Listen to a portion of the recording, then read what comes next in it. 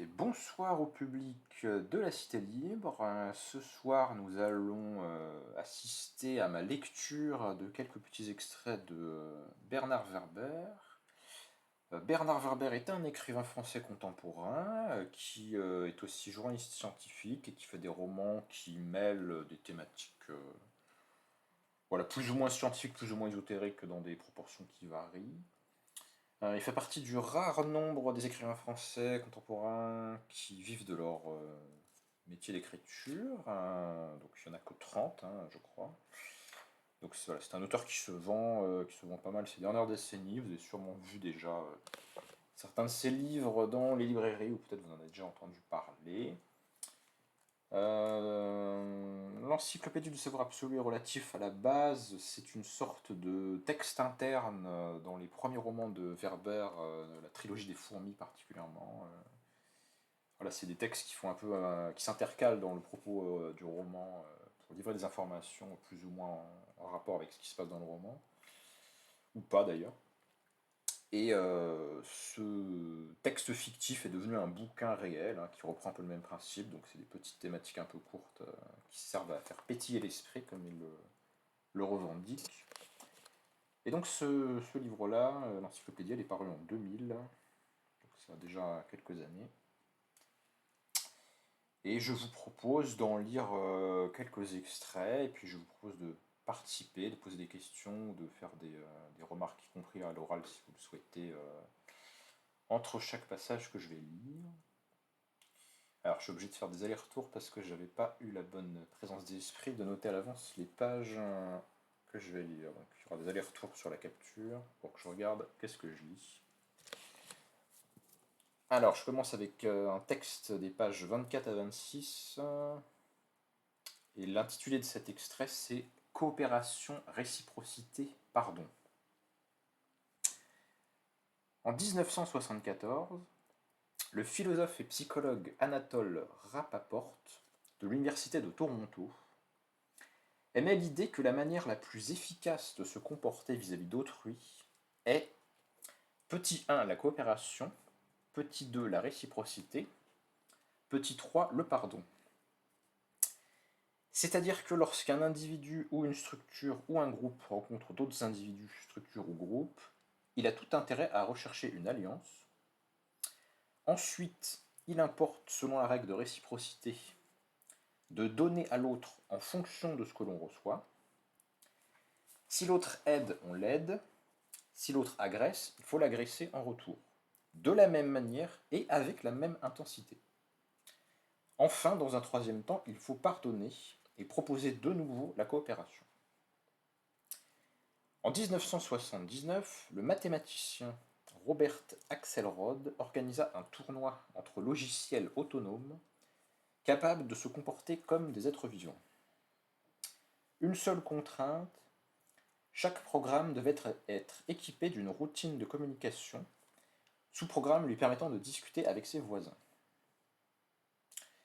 Robert Axelrod reçut 14 disquettes de programmes envoyées par des collègues, universitaires également, intéressés par ce tournoi. Chaque programme proposait des lois différentes de comportement. Pour les plus simples, 2 lignes de code de conduite, pour les plus complexes, une centaine. Le but étant d'accumuler le maximum de points.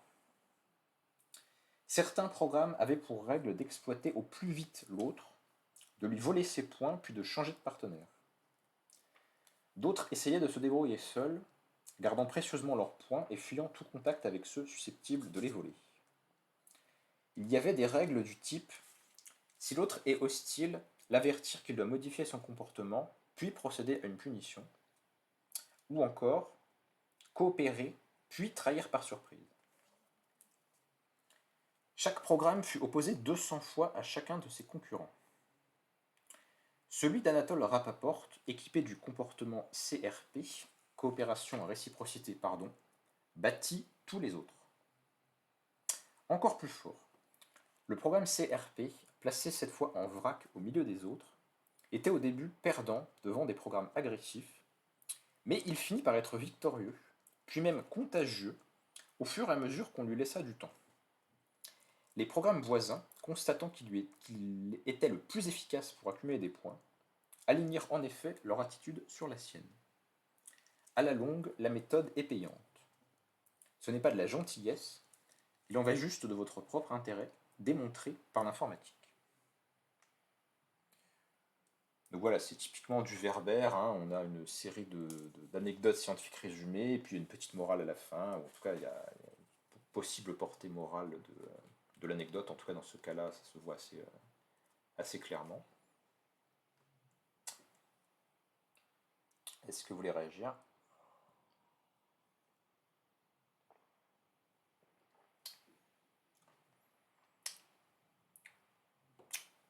Alors en l'absence de réponse, moi je me comporte comme vous vous comportez, donc s'il n'y a pas de réponse, je continue.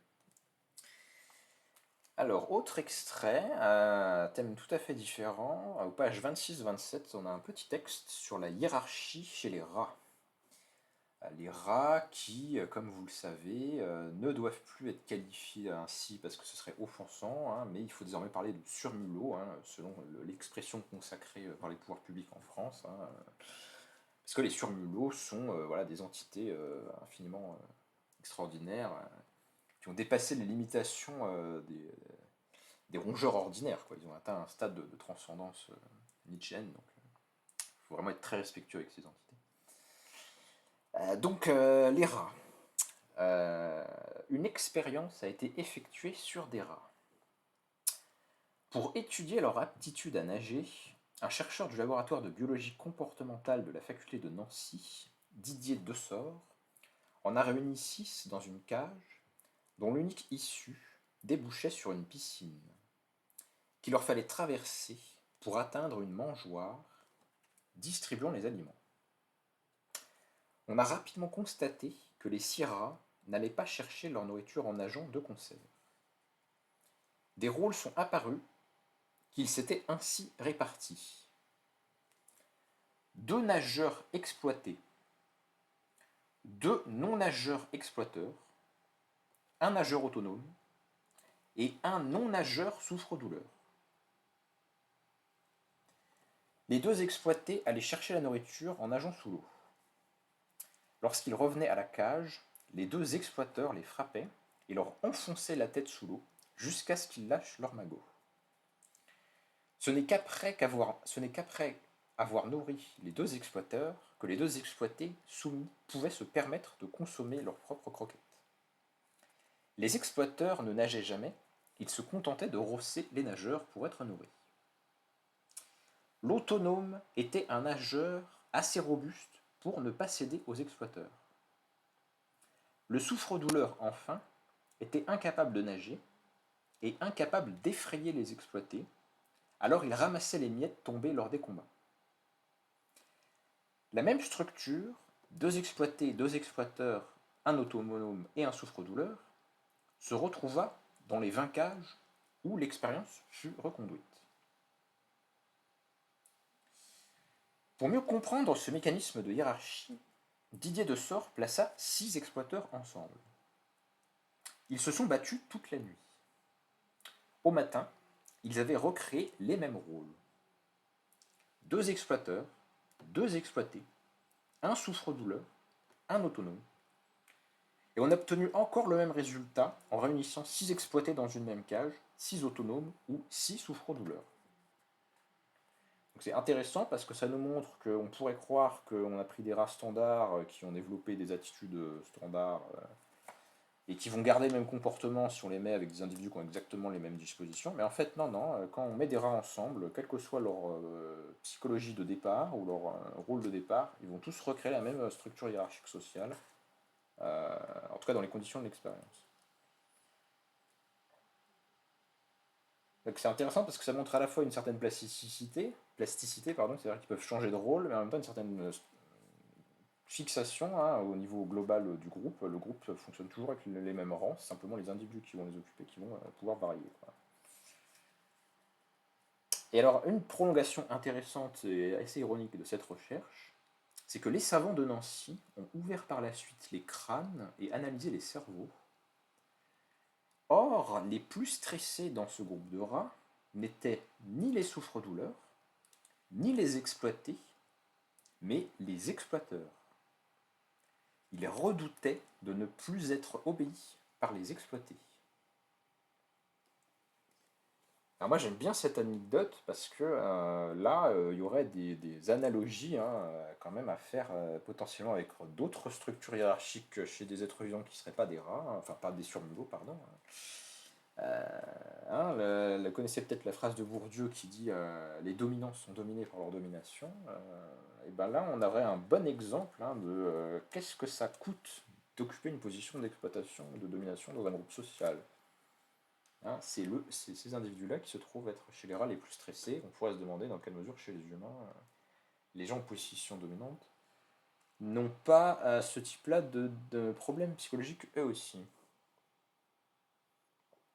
Ce qui pourrait être un bon argument pour essayer de leur faire sentir que c'est peut-être pas la meilleure forme d'organisation possible. En tout cas, c'est une opinion, quoi.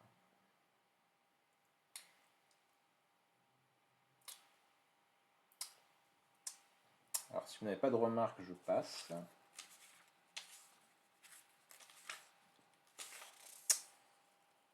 Ça pourrait intéresser le lapin. À page 56-57, on a un article qui s'appelle Puissance de l'Inde. Et la thèse, c'est la suivante. L'Inde est un pays qui absorbe toutes les énergies. Tous les chefs militaires qui ont tenté de la mettre au pas s'y sont épuisés. Au fur et à mesure qu'ils s'enfonçaient à l'intérieur du pays, l'Inde déteignait sur eux, ils perdaient de leur pugnacité et s'éprenaient des raffinements de la culture indienne. L'Inde est une masse molle qui vient à bout de tout. Ils sont venus, l'Inde les a vaincus. La première invasion d'importance fut le fait des musulmans turco-afghans. En 1206, ils prirent Delhi. 5 dynasties de sultans s'ensuivirent, qui toutes tentèrent de s'emparer de la péninsule indienne dans sa totalité. Mais les troupes se diluaient en s'avançant vers le sud. Les soldats se lassaient de massacrer, perdaient le goût du combat, et se laissaient charmer par les coutumes indiennes. Les sultans sombrèrent dans la décadence. La dernière dynastie, celle des Lodis, fut renversée par Babur,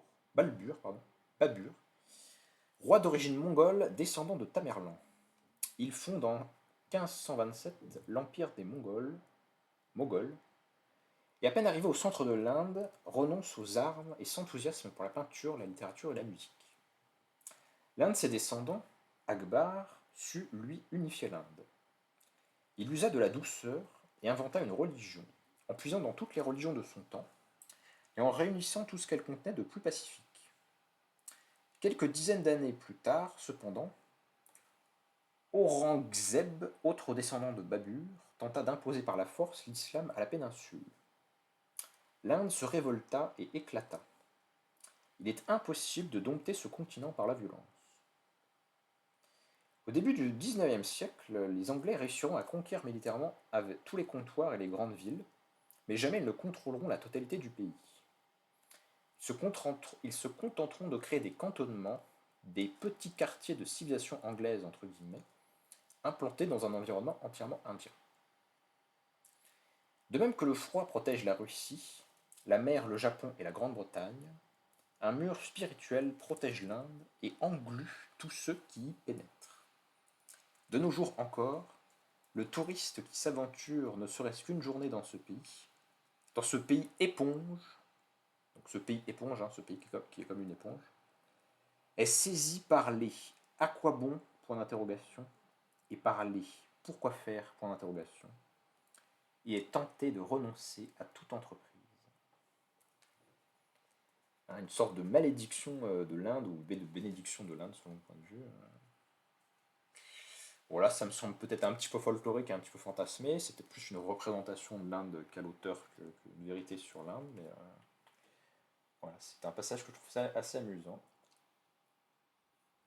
Qui serait d'ailleurs peut-être potentiellement transposable à d'autres exemples. C'est pour ça que je suis un petit peu dubitatif de ce qu'affirmer de l'Inde en particulier. Est-ce que c'est pas toutes les étendues géographiques suffisamment grandes qui ont cet effet d'absorption Voilà, on pourrait peut-être trouver des parallèles historiques qui limiteraient l'impression d'originalité de l'exemple, mais c'est assez marrant quand même.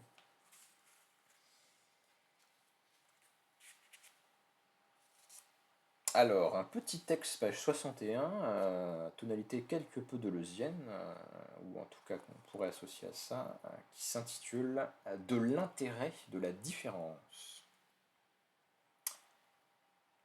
On a longtemps cru que c'était le spermatozoïde le plus rapide qui réussissait à féconder l'ovule. Il n'en est rien. Plusieurs centaines de spermatozoïdes parviennent en même temps autour de l'œuf. Et ils restent là à attendre, dandinant du flagelle. Un seul d'entre eux sera élu.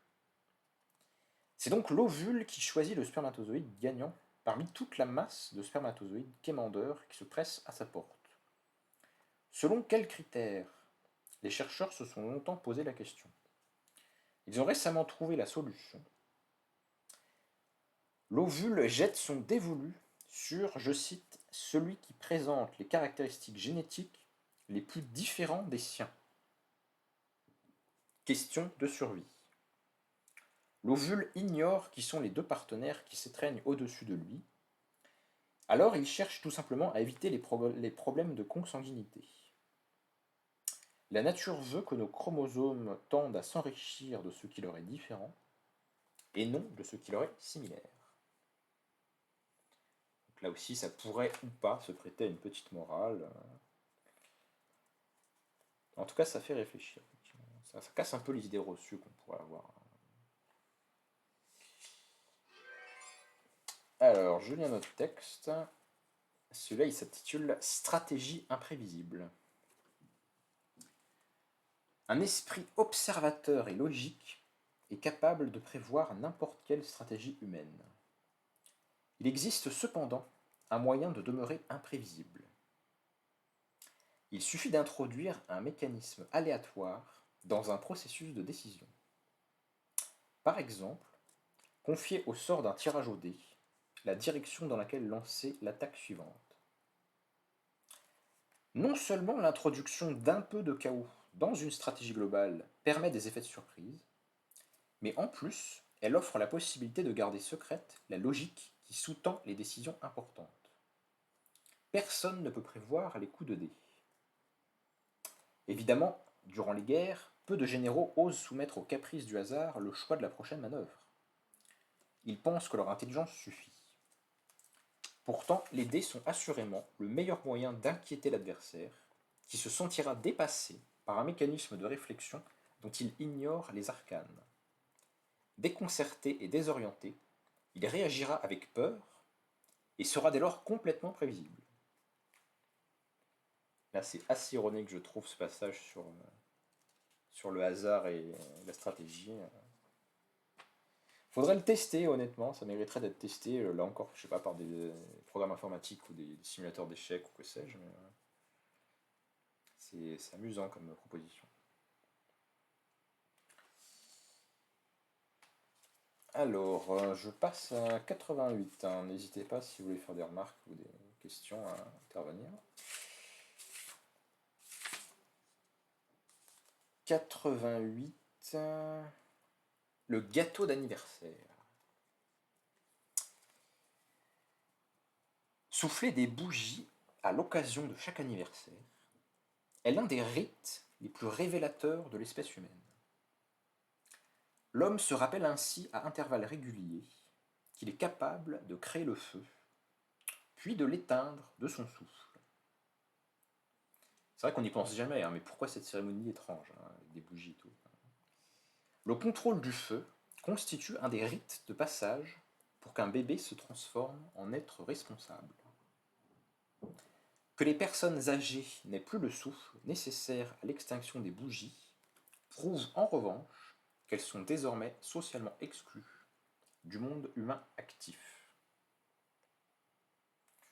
Donc voilà, c'est une petite remarque anthropologique qui me semble assez juste, hein. Je ne sais pas où il allait chercher ça, peut-être qu'il a fait le constat lui-même, peut-être qu'il a lu de la sociologie ou de l'anthropologie. Mais là, ça me semble assez bien vu là aussi, hein. L'importance du feu chez les humains.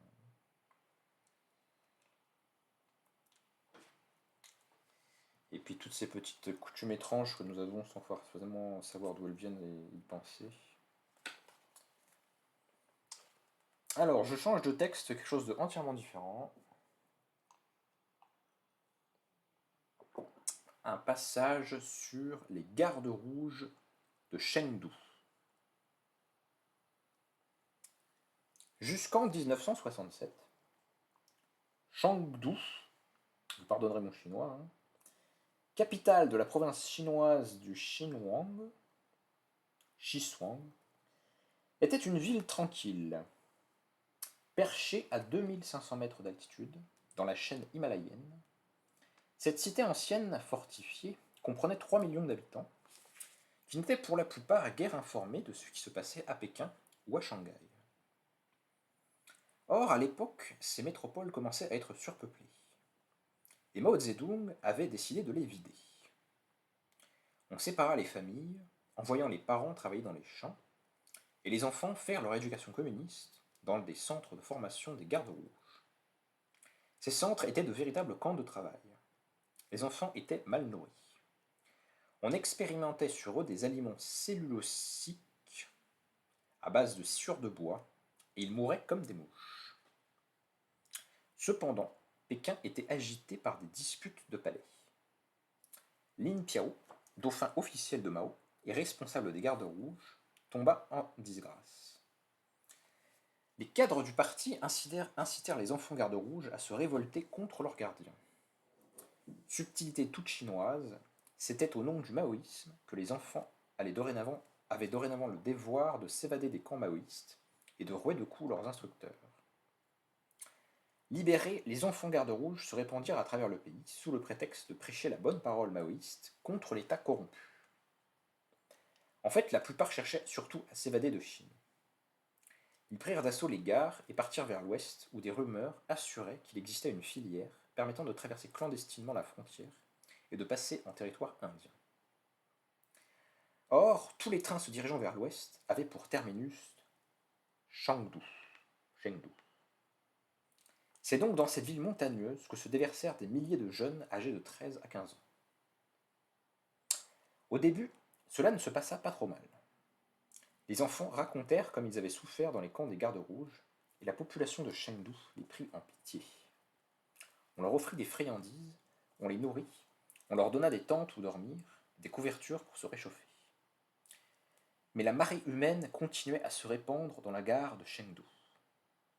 De 1000 qu'ils étaient d'abord, il y eut bientôt 200 000 jeunes fugitifs. La bonne volonté des citoyens du lieu ne suffit plus à les satisfaire. Le chapardage se généralisa. Les commerçants qui refusaient d'être volés se faisaient tabasser. Ils se plaignirent au maire de la ville, lequel n'eut pas le temps de réagir, car les enfants vinrent le quérir pour l'obliger à se livrer à une autocritique publique. À la suite de quoi, il fut rossé et contraint de déguerpir. Les enfants organisèrent alors l'élection d'un nouveau maire et présentèrent leur candidat, entre guillemets, un gamin joufflu de 13 ans, paraissant un peu plus que son âge, qui disposait d'un charisme certain pour que les autres gardes rouges le respectent. La ville se couvrit d'affiches incitant les électeurs à voter pour lui. C'est une histoire absurde, on dirait presque une histoire russe. Comme il n'était pas bon orateur, des Dazibao firent connaître ses projets.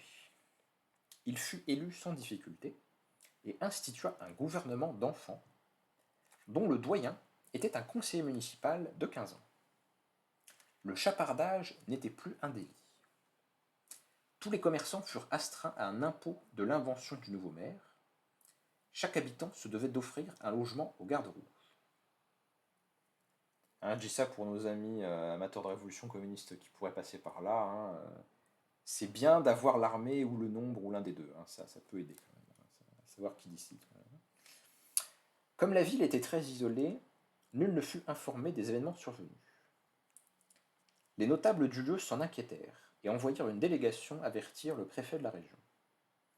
Ce dernier prit l'affaire très au sérieux et demanda à Pékin de faire donner l'armée pour réduire les insurgés. Contre 200 000 enfants, la capitale envoyait des centaines de chars et des milliers de soldats surarmés. Leur consigne, tuer tous les moins de 15 ans. Les gamins tentèrent de résister dans cette cité fortifiée de 5 murailles d'enceinte, Mais la population de Chengdu ne les soutint pas. Elle était surtout soucieuse de protéger ses propres jeunes en leur cherchant des refuges dans la montagne. 2 jours durant, ce fut la guerre des adultes contre les enfants. L'armée rouge dut recourir au final à des bombardements aériens pour réduire les dernières poches de résistance. Tous les gamins furent tués, donc 200 000. L'affaire ne sera pas ébruitée, car, peu de temps après, le président américain Richard Nixon rencontrerait Mao Zedong, et l'heure n'était plus à critiquer la Chine. Anecdote sympathique de l'époque maoïste. Pour ceux qui ont un peu lu Werber ou qui voudraient le lire, il s'est beaucoup intéressé aux révoltes à travers l'histoire, notamment les révoltes d'enfants ou les mouvements d'enfants, les croisades, certaines expériences religieuses atypiques. Ouais, il s'est beaucoup intéressé à ce genre de sujet. Ça peut plaire aux gens qui ont des affinités un petit peu anarchisantes, ce genre de lecture. Alors, j'avance un petit peu. Page 120-121. On a l'entrée instinct maternel. Beaucoup s'imaginent que l'amour maternel est un sentiment humain naturel et automatique. Rien de plus faux. Jusqu'à la fin du XIXe siècle, la plupart des femmes, appartenant à la bourgeoisie occidentale, plaçaient leurs enfants en nourrice et ne s'en occupaient plus. Les paysannes n'étaient guère plus attentionnées.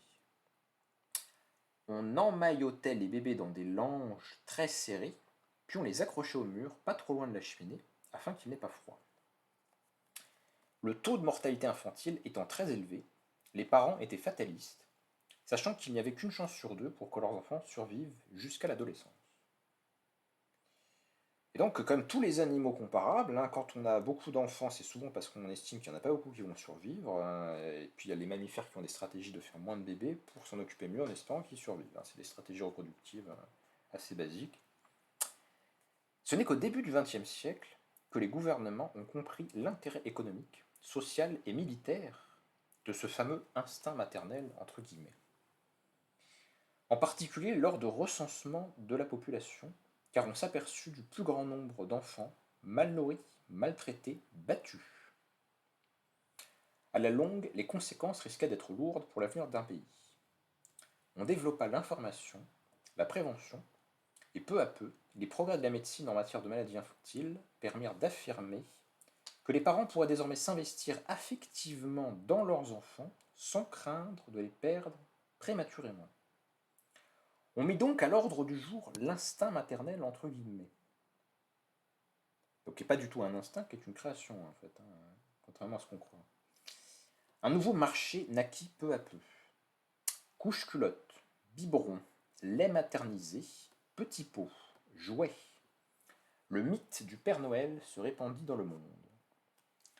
Les industriels de l'enfance, au travers de multiples réclames, créèrent l'image de mère responsable, et le bonheur de l'enfant devint une sorte d'idéal moderne. C'est vrai qu'avant ça, le bonheur de l'enfant, c'est pas un critère. Paradoxalement, c'est au moment où l'amour maternel s'affiche, se revendique et s'épanouit, devenant le seul sentiment incontestable dans la société, que les enfants, une fois grands, reprochent constamment à leur mère de ne pas s'être suffisamment souciés d'eux. Et plus tard, ils déversent chez un psychanalyste leurs ressentiments et leur rancœur envers leur génitrice. Et donc là, Werber nous propose encore un paradoxe social. Quand on s'occupait pas des gamins, ils n'avaient pas le rancœur par rapport au fait qu'on s'occupait pas d'eux parce que c'était admis qu'on leur devait rien spécialement. Puis à mesure qu'on décide de leur accorder de la considération et de les faire survivre et de s'en occuper et de les aimer, et ben ça devint quand même une sorte de standard, quoi. On s'attend à ce que nos parents nous aiment, donc si on nous aime pas, on va beaucoup plus mal le prendre puisque c'est une sorte de standard social, quoi. Il y a ça avec beaucoup de choses en fait. Il y a beaucoup de phénomènes sociaux qui ont un peu le même mécanisme de fonctionnement. Et moi je trouve ce passage assez intéressant parce que là encore il dénaturalise pour le coup totalement l'instinct maternel qui n'est pas un instinct mais construction sociale, c'est le cas de le dire. Pour une fois, ce ne sera pas une blague. Voilà, si vous voulez réagir là-dessus, n'hésitez pas. Je vois un petit peu.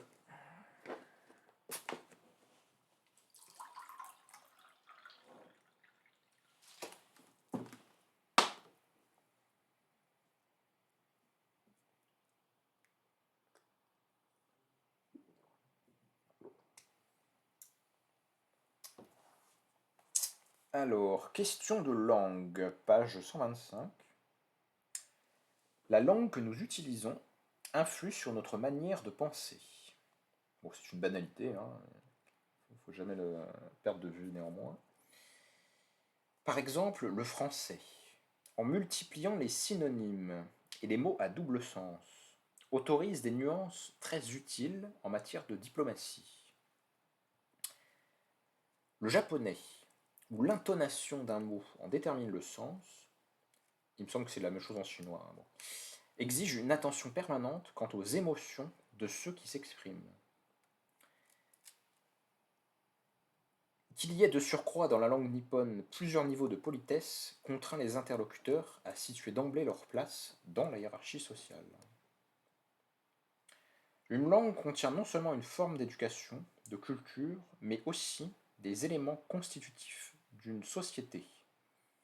Gestion des émotions, code de politesse.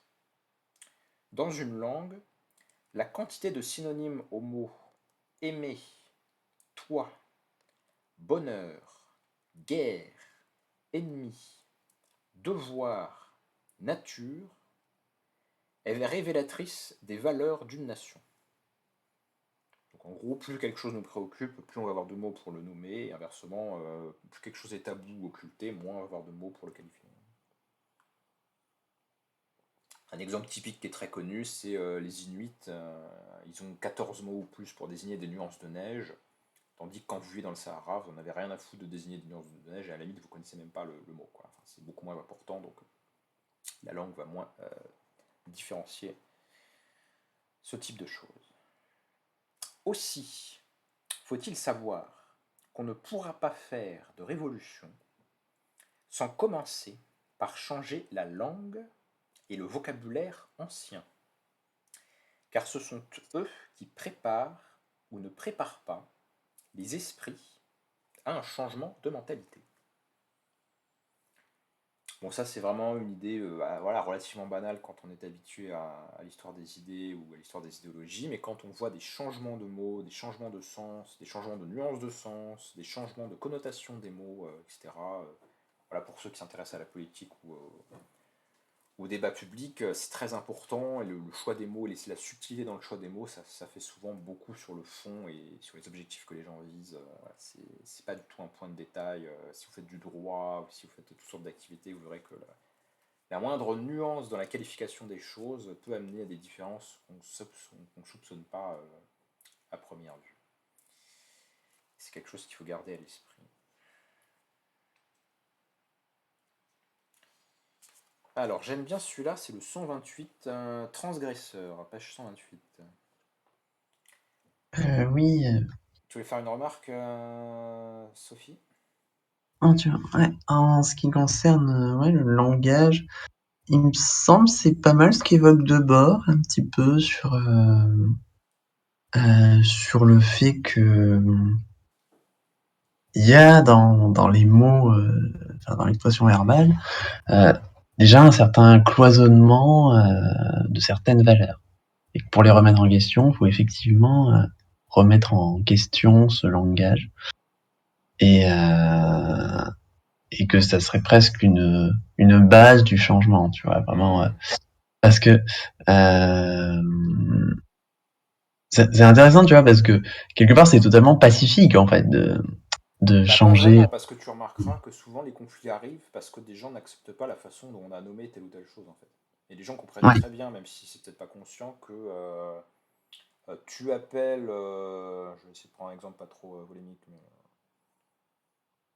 bah si, pour revenir à une discussion que j'ai eue aujourd'hui dans la journée, tu appelles charge sociale ce que j'appelle des acquis sociaux, Et ben, exact, on parle de la même chose, mais ça n'a pas du tout le même sens. D'ailleurs, mais, on ne veut pas la même chose en parlant du sujet. exactement. Mais en plus, le terme charge sociale, bah, ça, tu vois, c'est l'exemple parfait parce que il me semble, c'est pendant le quinquennat de Nicolas Sarkozy Cette expression est apparue? que ouais, que bah, c'est lui en fait qui a Ouais. popularisé l'expression charge sociale. Parce qu'avant, on parlait de cotisation sociale. Ouais. Voilà, on avait l'idée que tu cotises, tu vois, que tu participes à la vie civile et qu'il y a un côté positif à le faire, tu vois. Alors qu'en employant le mot charge sociale, Cotisation est plus neutre que charge. Charge est une notion péjorative. voilà, exactement, exactement. Ça donne l'idée Bien sûr. qu'il y a quelque chose qui pèse, tu vois, et t'as une charge, T'as des t'es communicants ou chargé. des experts ouais, qui sont spécialisés de réfléchir à ce type de sujet. Hein, parce que les mots nous entraînent dans des directions de pensée, en fait, hein, bien sûr. Mhm. Oui, je suis d'accord qu'il Voilà. faudrait poser des débat en termes plus neutres, il faudrait parler de cotisation, c'est le terme le plus. Enfin, il faudrait aller peut-être vers des termes juridiques. Ouais, ouais, c'est pas du tout neutre d'appeler les choses d'une certaine façon ou pas, hein, bien sûr. Voilà. Du coup, c'est tout. Ok, alors je continue sur transgresseur. La société a besoin de transgresseurs. Elle établit des lois afin qu'elles soient dépassées.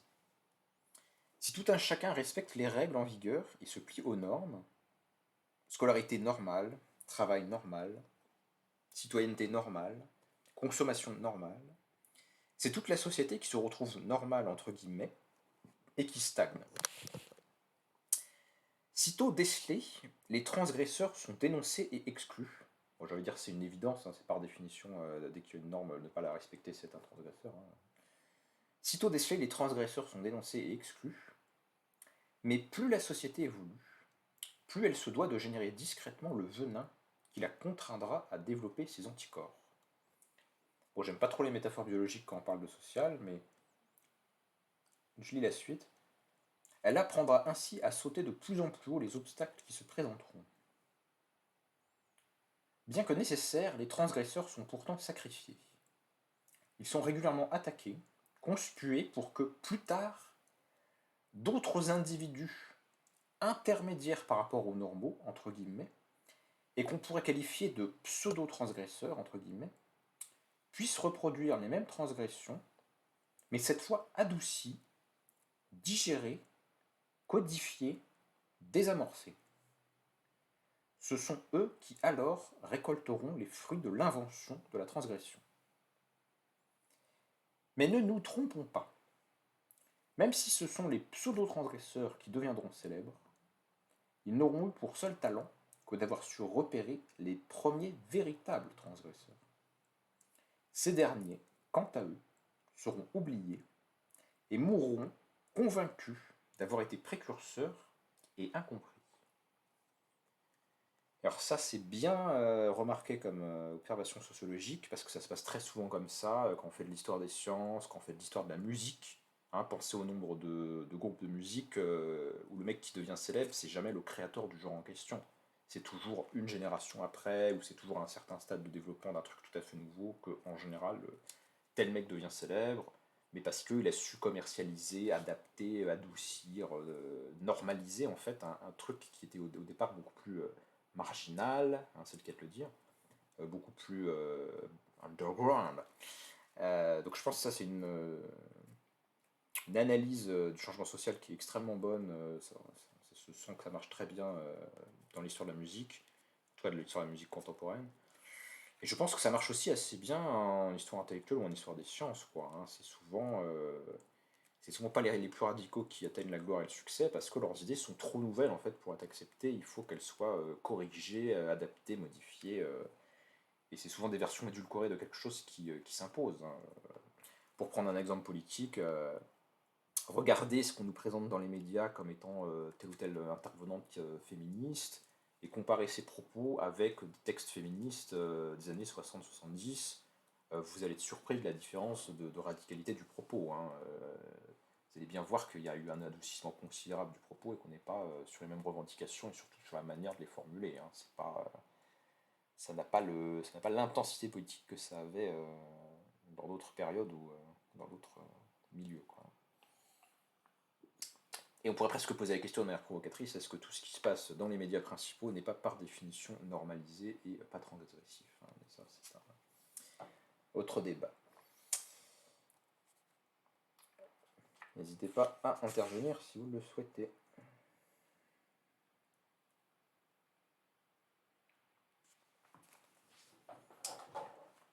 Alors j'ai encore 3 textes. Je lis un texte sur les Adamites. En 1420, s'est produite en Bohême la révolte des Hussites. Précurseurs du protestantisme, ils réclamaient la réforme du clergé et le départ des seigneurs allemands. Un groupe plus radical se détacha du mouvement, les Adamites. Eux remettaient en cause non seulement l'Église, mais la société tout entière. Ils estimaient que la meilleure manière de se rapprocher de Dieu serait de vivre dans les mêmes conditions qu'Adam, le premier homme de la création. Ils s'installèrent sur une île du fleuve Moldo, non loin de Prague. Ils y vécurent nus, en communauté, mettant tous leurs biens en commun, et faisant de leur mieux pour recréer les conditions de vie du paradis terrestre avant la faute. Toutes les structures sociales étaient bannies, ils avaient supprimé l'argent, le travail, la noblesse, la bourgeoisie, l'administration, l'armée. Ils s'interdisaient de cultiver la terre et se nourrissaient de fruits et de légumes sauvages. Ils étaient végétariens et pratiquaient le culte direct de Dieu, sans église et sans clergé intermédiaire. Ils irritaient évidemment leurs voisins hussites, qui ne prisaient guère tant de radicalisme. Certes, on pouvait simplifier le culte de Dieu, mais pas à ce point. Les seigneurs hussites et leurs armées encerclèrent les Adamites sur leur île et massacrèrent jusqu'au dernier ces hippies avant l'heure. Vous voyez, il y a pas mal d'anecdotes de ce type-là chez Bernard Werber dans ses bouquins, notamment je vous recommande son roman La Révolution des fourmis, qui est très créatif et très intéressant. Il s'est beaucoup intéressé à toutes sortes d'expériences qu'on pourrait qualifier de type socialisme utopique, communisme libertaire, communauté intentionnelle, groupe anarchiste, voilà, qui tentent des manières de vivre hétérodoxes. Et là, on a un bon exemple, hein, donc des gens qui pensent que la bonne vie, c'est d'imiter Adam. Hein, c'est tout à fait singulier. Mais il y a plein de choses intéressantes à étudier, je trouve, dans les hérésies médiévales, les hérésies chrétiennes. L'histoire de ce genre de choses, ça fait réfléchir, je trouve. Ça nous fait réfléchir encore une fois à la question des transgresseurs et de si une société est prête à accepter ou pas, y compris par la violence, quoi. Alors, j'avance un petit peu. J'en ai plus que 2. Évidemment, je ne lis pas tout le bouquin, j'ai choisi quelques extraits. Alors, 179, un sujet qui nous concerne tous, l'article. Juste une question avant. Ouais. Est-ce qu'ils avaient le droit de manger des pommes? Ce sont des fruits sauvages, donc j'imagine que oui. Enfin, tu pourrais faire des recherches sur le sujet. Il y a sûrement des articles Wikipédia qui détaillent ce groupe, hein. D'accord. Mais peut-être qu'ils n'avaient pas le droit. Tu dis ça à cause de l'interdit. Je pense qu'ils comprenaient que c'était pas la pomme du mythe, hein. On ne sait pas. L'histoire ne le dit pas. Si vous pouvez manger des pommes. Tant de sujets qui ne demandent qu'un chercheur ou qu'un historien ou une historienne pour enquêter. Alors, l'article à venir. On ne sait pas comment sera l'homme du futur, mais on peut déjà avancer son portrait probable. Donc je rappelle que c'est un livre publié dans les années 2000, donc ça veut dire que c'est sûrement des écrits ou des réflexions de la fin des années 90. Donc il y a une vingtaine d'années, un peu plus. Alors, l'homme du futur. Il aura la mâchoire plus courte et moins de dents que nous. Nos troisièmes molaires, nos fameuses dents de sagesse, ont en effet tendance à disparaître. Normal, les molaires servent à broyer de la viande. Or, nous ne mangeons plus que des aliments mous, qui n'ont plus besoin d'être broyés. L'homme du futur n'aura que 28 dents au lieu de 32. Il sera plus grand, tout simplement parce que les bébés sont maintenant mieux nourris, donc mieux construits entre guillemets qu'à l'origine. les médicaments les protègent des maladies qui pourraient troubler leur croissance. On sait par exemple qu'en 1800, la moyenne des conscrits français était de 1,63 m, 1,3 m, pardon. Ah, je dis n'importe quoi. 1,63 m. Voilà. Et qu'en 1958, pardon, au milieu du XXe siècle, on était passé à 1,68 m.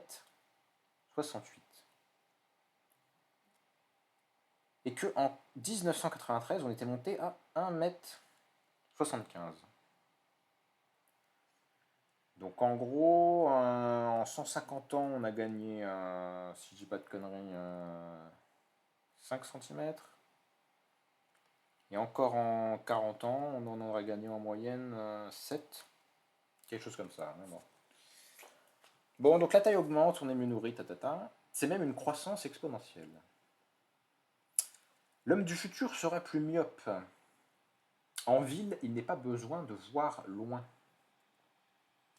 Il sera probablement métis, tout simplement à cause de la généralisation des moyens de transport qui permettent à tous les peuples de se rencontrer et de se mêler. Il vivra plus vieux, toujours grâce à l'hygiène, au progrès de la médecine et à une meilleure nutrition.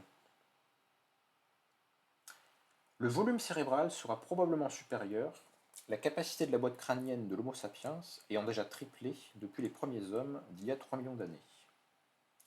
Mais plus que le volume, ce sera sans doute la complexité des connexions qui se développera. On restera enfant plus longtemps. En effet, les os durcissent de plus en plus tard. Il y a 30 000 ans, tous les os étaient durs à peu près à 18 ans. De nos jours, l'ossification de la clavicule qui clôt la croissance se produit à 25 ans. Tout se passe comme si les gens restaient physiologiquement des enfants de plus en plus longtemps. Ce qui expliquerait que, même mentalement, on veuille s'attarder dans l'enfance. Après, on pourrait discuter de si à l'échelle de l'espérance de vie, on passe autant de temps enfant que pas. Mais bon, les femmes, en revanche, connaîtront plus tôt leurs premières règles. L'âge de la ménopause se déclenchera plus tard. Donc, la période de fécondité humaine s'allongera. On sera peut-être davantage lubrique pour rendre cette longue période moins monotone. Le corps masculin se féminisera. A l'inverse des chasseurs des forêts qui conservent une grande différence entre le faciès masculin et le faciès féminin, on constate déjà une grande similitude des crânes féminins et masculins. L'avenir est aux hermaphrodites et aux femmes enfants. Ces deux références esthétiques sont d'ailleurs les canons de la beauté moderne, les plus mis en valeur dans la mode, le cinéma et la chanson. Je rappelle que c'est un texte des fin des années 90, donc il y aurait beaucoup de moulins d'eau à moudre, beaucoup de grains à moudre, pardon, sur ces derniers points, compte tenu des dernières évolutions qu'on connaît. Ce qui prouve qu'elles n'étaient pas forcément si imprévisibles que ça, pour ceux qui sont allés lire les bons livres. Alors bien sûr, il dit ça sans aucune source, il faut faire confiance à l'auteur, c'est un petit peu ça qui me gêne, mais bon, c'est pas un bouquin de science voilà, qui se veut vraiment infaillible sur le sujet, c'est plus un bouquin d'anecdotes qui se veulent pour partie basées sur des recherches scientifiques. Je ne sais pas si tout est vrai, en tout cas un certain nombre des faits qui ont été avancés me semblent vrais ou en tout cas crédibles. Donc voilà, ça peut vous amener vous-même à vous faire des recherches sur la question, des questions en biologie, des questions diverses et variées, pourquoi ça évolue comme ça. Et alors je vais conclure sur une anecdote zen. Page 230-231, on a une petite histoire qui s'appelle, qui est intitulée l'extrait Je ne sais pas ce qui est bon et ce qui est mauvais. Alors c'est un petit conte zen qui dit ceci. Un fermier reçoit en cadeau pour son fils un cheval blanc. Son voisin vient vers lui et lui dit « Vous avez beaucoup de chance. Ce n'est pas à moi que quelqu'un offrirait un aussi beau cheval blanc. Le fermier répond. Je ne sais pas si c'est une bonne ou une mauvaise chose. Plus tard, le fils du fermier monte le cheval, et celui-ci rue et éjecte son cavalier. Le fils du fermier se brise la jambe. Oh, quelle horreur, dit le voisin. Vous aviez raison de dire que cela pourrait être une mauvaise chose. Assurément, celui qui vous a offert le cheval l'a fait exprès pour vous nuire. Maintenant, votre fils est estropié à vie. Le fermier ne semble pas gêné outre mesure. Je ne sais pas si c'est une bonne ou une mauvaise chose, lance-t-il. Là-dessus, la guerre éclate. Et tous les jeunes sont mobilisés, sauf le fils du fermier avec sa jambe brisée. Le voisin revient alors et dit « Votre fils sera le seul du village à ne pas partir à la guerre. Assurément, il a beaucoup de chance. » Et le fermier de répéter « Je ne sais pas si c'est une bonne ou une mauvaise chose. »